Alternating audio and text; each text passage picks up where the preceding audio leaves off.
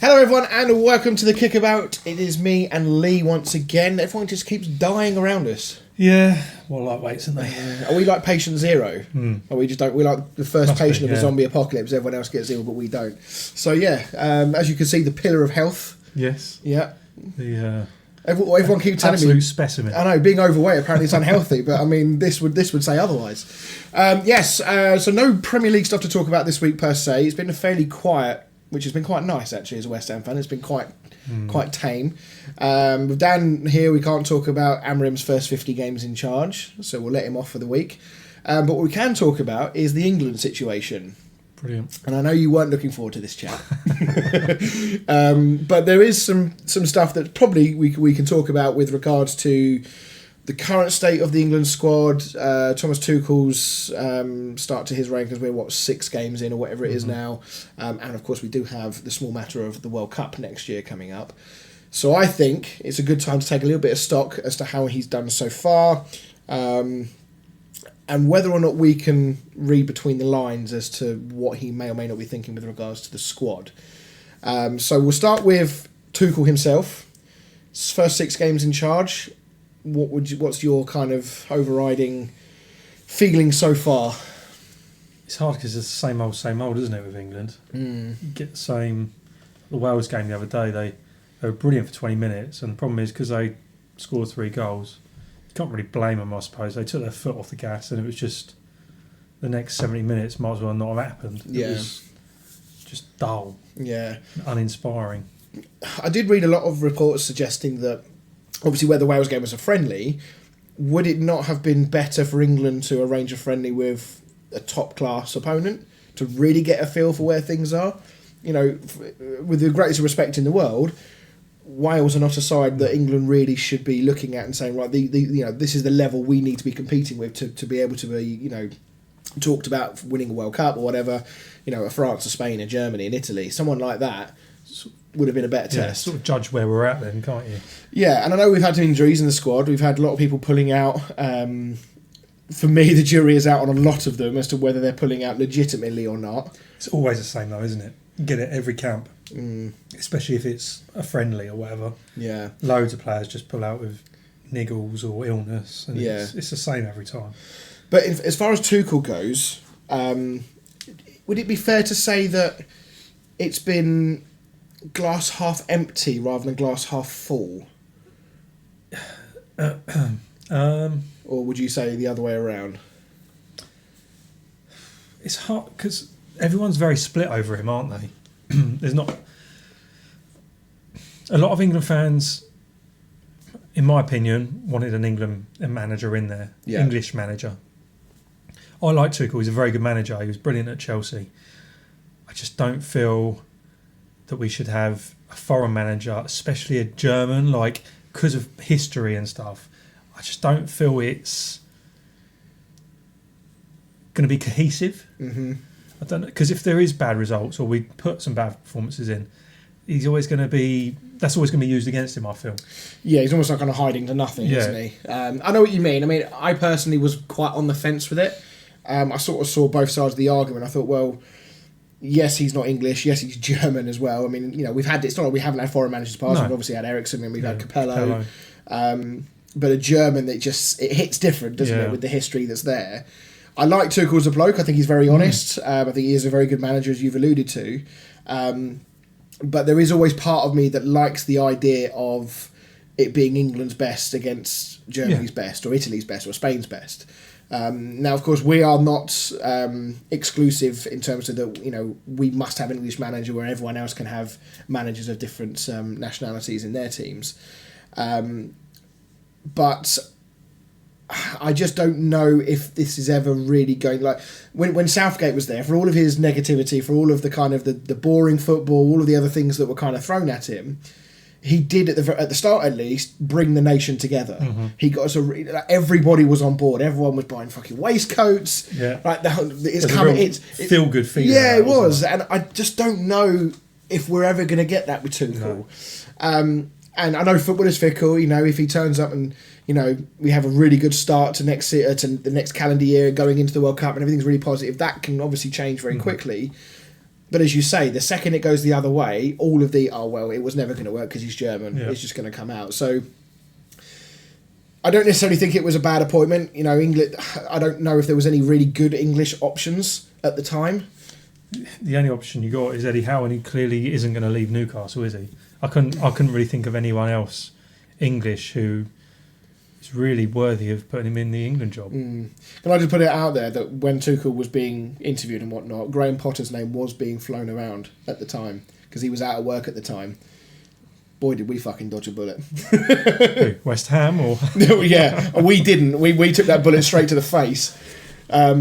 So, yeah, I do think that there is that. The reason I ask about the glass half full, glass half empty is because it almost seems like and I don't know if this is a German thing where they're nitpicking quite a lot with things, but I do feel like sometimes he can be quite blunt with some of his criticisms about players, and obviously he then called out the fans against Wales. I was going to say the fan part of it is really bizarre for me, because if there's anyone he's got to get on side, it's the English fans. Yeah, and to sort of call them out when they've got 80,000 there on a Thursday night to watch a friendly. Yeah, you've got 80,000 people who have paid decent money to go and watch. Don't call them out for not being loud enough or whatever. It's, especially when you're putting performances in like that 70 minutes after the first 20, it's not really inspiring them to sort of be noisy and sing along.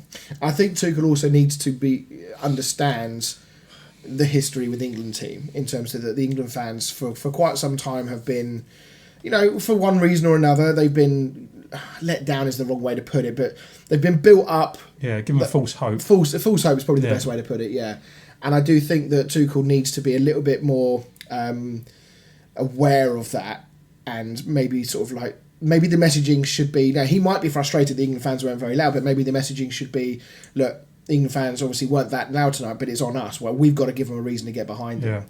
And I think if he can translate that first 20 minutes against better teams for longer than 20 minutes, I think the England fans will come back. Yeah. And also, like, the England fans, it's quite a family affair. Well, the thing is, when it's a friendly, you get a lot more of a family environment. Yeah. When you're going to get to the actual tournament and stuff, you're going to have the hardcore fans going there. They're going to make the noise. Yeah. Absolutely. I mean, the Wales fans were making a lot of noise throughout the entire game. They were very good. Cup final, wasn't it, even though it was a friendly. But the thing is, you look at England's away fans, even in the qualifiers when you're playing against like Andorra or whoever, they're still pretty damn loud. You hear them banging the drums and singing and that, yeah. So I don't think it's necessarily an England fan problem. I think it was a player problem in terms of not being given them something to cheer about, but also just the makeup of who was in the crowd. Yeah. Every time the camera was panning round, you could just see there was loads of young children. Those young children are not going to be screaming at the top of their lungs for 90 minutes. So I'm not quite sure what he was expecting there. So I think that he needs to be very careful with that. You don't want to start making enemies of your fans, especially when a good chunk of them are still, let's call it, not convinced. Not sold by the whole thing so far.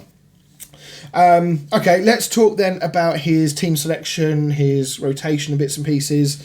In particular, this camp where he didn't pick players like Foden, like Grealish, but in particular Jude Bellingham. His reasoning behind it was that he wanted to build on the good vibes and the positive sentiment and the positive performance that we saw against Serbia. Good idea, bad idea? What do you think? I just feel that you've got a major tournament coming up. You should be picking the best squad possible, not, there was good vibes from the last one. If your best players are available, you pick your best players. I think Bellingham's a cert to go to the World Cup. He has to go. Whether you like him or not, he performs on the big stage, especially for England. He's showed... that overhead kick in the Euros. He's going to go. So take him. Play him. Yeah. Or have him in the squad at least. Yeah, I agree. I think... I sort of but I was thinking about this earlier when I was thinking to myself about the questions we were going to talk about tonight. There was an element of me that thinking, with Morgan Rogers being kind of playing in that Jude Bellingham role while Bellingham's not there, and Morgan Rogers has been flourishing. He's had a really good couple of games for England. He's sort of almost got in the squad by accident in many ways with the pull-outs and whatnot, but he's grasped it with both hands. He's played really well. And in the past, England have not always done very well with just having the big star names in the team. So do you think there's a case for saying that actually, maybe not Morgan Rogers, maybe not this example, but do you think there's any an argument for saying Elliot Anderson perhaps he's been brilliant. He's been absolutely outstanding. Not the big name. He's not I'm trying to think who would normally be in his position alongside Declan Rice. Well, it's Bellingham, isn't it? I was going to say coming in. Is there an argument for saying that actually maybe it's more we need to build a team that can actually work cohesively rather than trying to force in the stars because they're big names? Absolutely. You see it with Foden all the time. The last one, they were playing him out on the left just to get him in the team and it just didn't work. Yeah. I think I can sort of see if this is the approach that Tuchel wants to take. It's very risky and very ballsy because, again, it gives the media another angle to attack him from. Yeah, exactly. You know, why haven't you taken all these players? I mean, he already got a few pelters for not taking someone like Grealish, who's been in good form. Obviously Bellingham, Foden less so because I still don't think he's anywhere near top 4 even this season. I know he's been better, but he's still a way off it. So it will be interesting to see. I think the next camp is in November, isn't there? There's one more international break this side of Christmas. Brilliant. Yeah. Be really interesting to see what he does. The only thing is as well, if we beat Latvia tomorrow or today when this goes, are you putting out tomorrow? Yeah, so by the time this goes out, it'll be tonight, so Tuesday night. We can qualify, can't we? Because Serbia drew, didn't they? So does that mean then that the next camp... If we win, then it's sort of... How does he change his approach? Yeah, like, what's he going to do? Yeah. Is he going to experiment, or is he going to try and play a squad where... that he thinks are going to be going. Yeah. I'm not going to look right now, but I'd be interested to know how many... I don't know if the friendlies or whatnot have all been organised yet, but it'd be really interesting to know what sort of teams he lines up for the friendlies, because I genuinely do think that there is no point in playing minnows. No. We know we're going to beat them. We know we've got quality. We're not learning anything there. Yes, it's good for confidence building. It's like the longest yard, isn't it? To play someone and smash the shit out of them. I don't think it's even good for confidence because we struggle to break them down. Yeah. We're better off playing better teams because at least they'll come at us and give us a chance to try and play football. Yeah. Whereas when you're playing against a Wales or San Marino or all these other smaller nations, they just park 11 players behind the ball around the box and we struggle to break them down. So what's the point? What are we learning from that? No, that's true. But then I suppose if 80% of the teams you're going to play like that, you need to know how to deal with it at the same time. So we never do. So yeah, we've been doing it for years and we still haven't worked it out, have we? Okay, well, let's look ahead then to next year, to the World Cup. Obviously we are still sort of 8 months away yet. Based on the here and now, obviously a lot can change. I'm not going to ask you to name your 25. I did a 25. Even though you did do it. Because I'm nice like that. In your 25 then, who have you got that are your controversial ones, maybe in and out? So, are we going on if they are fit? On the assumption that everybody is fit. Aren't fit. Yeah, on the assumption that everybody is fit. Obviously, form is a difficult one because form here and now is going to be different to what it is in April or next season. So, give us your predictions and opinions as of now. I don't feel mine's very controversial, though, personally. Do you think he's just going to pick the same group? I think so, yeah. I don't feel like there's anyone in there. The one person I would have in there that I don't think will, because he's out for the whole season, is Colwill. Yeah. Because he's been brilliant for Chelsea. I think maybe Chalobah could get in there. Yeah. Because he's played very well this season, apart from his red card that he got the other week, which was silly. I think he could be an inclusion. But we're not very deep in that sort of position, so I don't feel like it's very controversial. No, I know what you mean. Obviously, there's a lot of football that's going to be played. I actually think that Tuchel's got more issues, not necessarily with picking the 25, but picking the starting 11 is going to be a bigger headache for him, because you look at Anthony Gordon, he's found some form at the moment. If he carries on, what do you do with that left side? Do you just go with him all the time, or do you resist the temptation with Rashford? Do you try and force someone like Foden back in there again, or even Cole Palmer? Right side, Cole Palmer, Saka, Madueke, they're all vying for it. It's probably going to be Saka. What do you want to do then? Do you want to go through our 11 that would pick? Let's go through and starting 11. Yeah, okay. 1 to 11. So goalkeeper's given. That's a given. Jordan Pickford is still in top nick. I do think that Dean Henderson has looked pretty good, but Pickford absolutely still the number one choice for He England. never makes any mistakes for England, does he? No, he's been very reliable. Season in, season out, even for Everton, he normally he's there or thereabouts with the Golden Glove. Yeah, so. and to be brutally honest, even if he did make a mistake, which we have seen in the past, he's got more than enough credit in the bank to keep that position. Yeah. So back four then. So right back, I would go Reece James. Mm-hmm. This season he's looked really good. Yeah. I know we've protected him a bit. Like, he hasn't started every game. He hasn't even come on in a few of the games. Yeah. But so far, touch wood. I know he pulled out of this camp, but I think that was just precautionary because he played a full 90 minutes. All the alarm bells were going off at Chelsea. No, put out.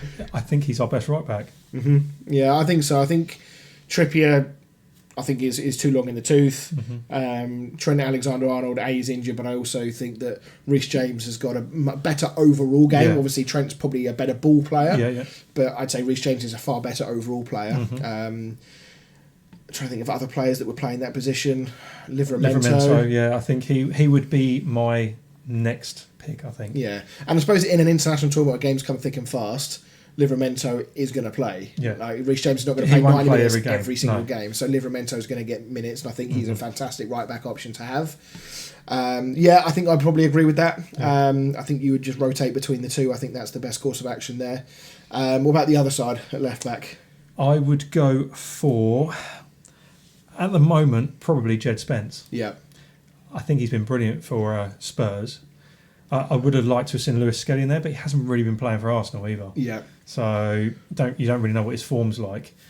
At the moment, Jed Spence has been brilliant, I think, and I don't think you can really put anyone else in that position. It's weird, isn't it? Because we at left back for England, we have for so long been struggling with a natural one to go in there to replace kind of Luke Shaw, who's been in and out of the team for years now, and we've just not really found someone. But I think that Jed Spence could be that player. Yeah.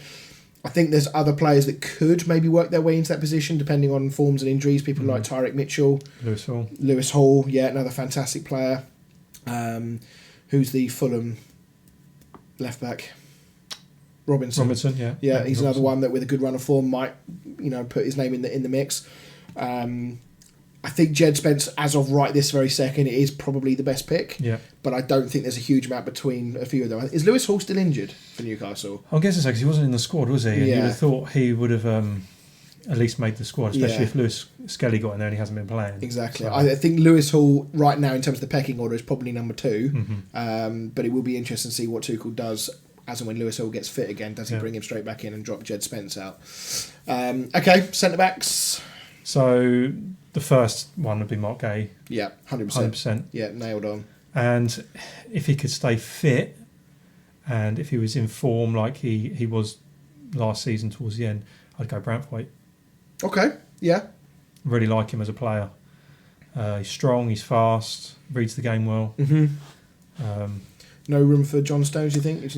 The problem with John Stones is he's so... I know we're going on if they're fully fit, but he's just... I think he's injured more than Reece James. Yeah. He's just... And he blows hot and cold, like really hot and cold. The problem is with John Stones, I think, is that, again, to your point, I know we're saying that if they're all fit for this purposes of this discussion, but the problem is that in the reality for him, chances are he's going to be in and out of that team, Man City team, all season, whether it's through injury or because of Pep Roulette. Is he going to have enough form behind him to be going into a World Cup with England to go and play as your starting centre-back? I always feel recently as well, you watch him play, it feels like he thinks he's going to get injured. Like I feel like he plays within himself. So I like the Branthwaite shout. I personally might side with Konsa. I think that I can just see every time I watch him and Gay play together, it just feels like a nice little connection, nice little understanding building between them. Branthwaite having not really played a great deal for England so far. That would probably be one of my most sort of left field ones. Yeah, I suspect that. I mean, the trouble with centre backs is that you do need a centre back pairing to really build a bond together. Yeah, exactly. Other positions you can kind of pick and choose a little bit more, but centre backs is so important for them to build an understanding. So I suspect he will go with Konsa and Gay. I wouldn't be against that. Yeah. So. And then with John Stones, Branthwaite as potential cover as well. Okay. Shearer's going to be absolutely fuming. Well, because Dan Burn's not in there. I would take Dan Burn. I would. I would take him in the option, squad. isn't he? 100%. His positional sense is pretty good. If Tuchel plays a back three, I think you can play Dan Burn in there. But I would worry. I wouldn't put him as a one of your two centre backs just because I like Gay and Konza a bit more. But if they were going to play a three, I'd play Konza, Gay, and Dan Burn probably. And also in tournament football, if you're searching for a goal late on, just stick him in and just chuck put him in up the box. Front. Chuck him in the box and just launch balls into him. 100%. And he's so committed, Dan. But he's going to give you 100%. So yeah. Okay, CDMs. We're going to assume that Tuchel is going to play two of them. Yeah, Rice 100% will be in there. Yeah, I mean, probably he's one of not the best in the Premier League. At the moment, even in the world. Yeah, obviously he's. He could even go as far as one of the first names on the team sheet for England these days. Personally, I feel he should probably be captain as well. I think so. I mean, he's going to be at some point. I think Harry Kane's international career is probably... Is this going to be his last World Cup, do you think? Probably. Last major tournament. I don't know. I get the vibe that Kane will go for as long as possible. I don't think this will be his last. He'll just maybe take a manager. If his form dips, he's going to take a manager to say, look, I'm really sorry, but we've got to pull the plug here. Declan Rice will be captain at some point. I'm sure of it. Alongside him, I think you'd be hard-pressed to find too many people that wouldn't want Elliot Anderson in there. Yeah. I think he has been head and shoulders one of our best players in this last couple of camps. I think he's been absolutely outstanding. He hasn't put a foot wrong in either of the games. He's been outstanding for Nottingham Forest. And if Nottingham Forest season continues the way it is, he is going to be out of there pretty sharpish, I think. Not that I would want him to go there because so many players have gone there to have their careers ruined. But Man United could absolutely... they desperately need a player like Elliot Anderson in that CDM role. I think we're all agreed on that one for Rice and Anderson. Yep, 100%. Who plays in the 10? This is the tough one, isn't it? Because you've got 3, maybe 4 players who could get in there. I think the obvious 2 are Bellingham or Palmer, personally. Yeah. Foden just doesn't seem to do it for England. That's where he would play. I wouldn't play him out on the left. Yeah. But I think I would go Bellingham. Yeah, I think because of the fact that he is a big game player, as you mentioned earlier, he turns up in those big moments. His desire and passion on the pitch sometimes boils over, but sometimes you need that. Someone just to show the rest of the team that we need to get our asses in gear and get going.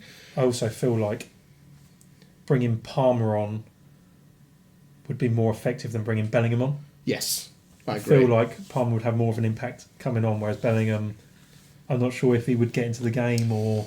I don't know, he just doesn't seem like that sort of player to bring on. No, but having, Bellingham has played deeper for England before alongside Rice, but I think actually allowing him a bit more of a free role to just go and impact on the game, I think would actually benefit him. I also think that there is an outside shout for Palmer not to be included into the number 10 thinking, but more out on the wing. And have maybe Morgan Rogers, as the backup number 10 to Bellingham, because he's got a real sense that he's a polar opposite personality player to Bellingham. Bellingham is all action, in your face, slamming tackles, whereas Morgan Rogers is much less like that. He's a bit more calm, very neat as well. Isn't he? Very neat and tidy, but he's also very creative. I mean, he's picked up the goal. He's played some really neat passing in between the lines. So I think he's a good option to have at number 10, but I think, Bellingham probably is the starting player in there. Left wing. I think you've got to go Gordon, at the moment. Yeah, I don't think... Rashford has shown ever so slightly, little flashes for Barcelona, but then he did last year with Villa as well. But even if Rashford is in there, I would have Eze over Rashford anyway. So you think Rashford now is potentially third choice out on that left? Maybe even fourth if Grealish picks up his form at Everton. Don't disagree with that. I mean, Rashford has got the... Let's call it the X factor. Can make a goal out of nothing. He's got all the talent there, but you're just never quite sure what you're going to get from him. This is the problem. And yes, he can run past somebody and put one in the top corner from 30 yards like he did against Newcastle in the Champions League. But how often does that happen? Yeah. And someone like Anthony Gordon will give you 1,000% every single game, time he's on the ball. Even if he's having a bad game where the quality isn't quite there, you know he's still going to give his all, and he's going to chase every ball down. And he's going to be trying to put balls in the box and that, whereas Phil Rashford just go missing. Yeah, no, I totally agree. I'd have Gordon out there. We won't talk about striker because I suppose we'll talk about it in terms of who potentially is the backup options, but obviously Harry Kane will be the starting striker. Right side, Saka. Can't look anywhere else than Saka. He's one of the best right wingers in the world. Yeah, no, I totally agree. And then you've got Madueke as well, who before he was injured was actually playing very well. So that's he's another hot and cold player though. Yes, he is very much so. He goes through big peaks and then goes in big dips. He played as a Chelsea fan. That's what I saw him at Chelsea. Yeah, I'm trying to think who it was. It might have been the Serbia game where Madueke did play quite well. But there are some times where you look at these games and think, well, with the greatest of respect to teams like Serbia, those players should be turning up and putting in performances like that to a degree. So, okay. Well, let's now just very quickly then. I'll ask you if you had to name 1, 2, 3 players, however many you want to name, who will miss out on the World Cup altogether. Who do you think might miss and not make the cut? If it was me or if it's Tuchel? This is 2 very different questions. All right, let's go both. If it's you, who are you cutting?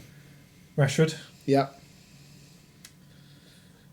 Maybe Foden. Yeah, I'm cutting Foden. Yeah. And it pains me to say it, but I'm probably cutting Bowen. Are you really? Mm-hmm. I would have him as... I wouldn't take him as a midfielder. I'd take him as one of the extra attackers. The trouble is that Bowen hasn't really done it as a striker for West Ham. But he's that option. If you need it, he gives you a different option in tournament football. Yeah. I just think, it really depends on what Tuchel wants to do with him, because in the couple of games he's come on, he has played him out on the right. Mm-hmm. And again, on the assumption everyone's fit, you've got Saka, you've got Madueke, you've got Palmer that can play out there. Does Bowen go as a 4th choice right winger? Probably not. They would just take the 3. And I think that Tuchel has shown that he seems to prefer Madueke over Bowen. Yeah. Whether you think that's right or wrong, that seems to be what he prefers right now. Does Bowen go as a 3rd option up front? Kane, Watkins, Bowen, do you think? I think I'll go Delap before Bowen. Well, there you go. So he's 4th choice regardless where he goes then. So, I'm saying Bowen not making the cut like it's some kind of massive revelation. It isn't really, because he's a fringe player with England. He hasn't really ever had the chance. There are arguably better players in front of him. I think Saka is a world-class player. Mm-hmm. If Bowen is given an opportunity to go from the start, I don't think he'll do a bad job. I think he's a fantastic player. He's another one of these, like a Gordon, he'll give you 1,000% every time he plays. I just wonder if Bowen is one of those players, like a Michael Carrick, insofar as that he's a great player, but he's got too many other great players around him at this particular moment. So, I think Bowen could be one. It's a case of face doesn't quite fit as well, because he's at West Ham. Probably doesn't help, and also his form hasn't been that good for West Ham. West Ham have been in the shitter. If West Ham were still pushing on the door of Europe, maybe this is a different conversation. But whereas I feel sorry for him, because West Ham have been that poor. It's hard for one player to sort of stand out and bring that whole team along. Well, I mean, look, let's see what happens with Nuno. If Nuno can suddenly get a tune out of West Ham and make us all better, then Bowen will be better as well. I do think he's at risk. But certainly Foden, certainly Rashford. Any other? Not like glaringly controversial ones, I don't think. Okay. Let me throw a few names at you then, and you tell me if they go or not. Yeah. Jordan Henderson. No. I don't think that's... Me personally, I wouldn't take him. Okay. I think Tuchel will take him. Okay. I just think we're past that now. In previous years, we needed a bit of experience, fine, but I feel these players have got enough experience and they've grown enough. Now, you've got Rice in there. He's not a kid anymore. Yeah. Kane, Pickford. Even Bellingham. I know he's still young, but he's old beyond his years. He's had 2 major tournaments now. Exactly, as well. And he plays at Real Madrid. He's not a minnow. Yeah.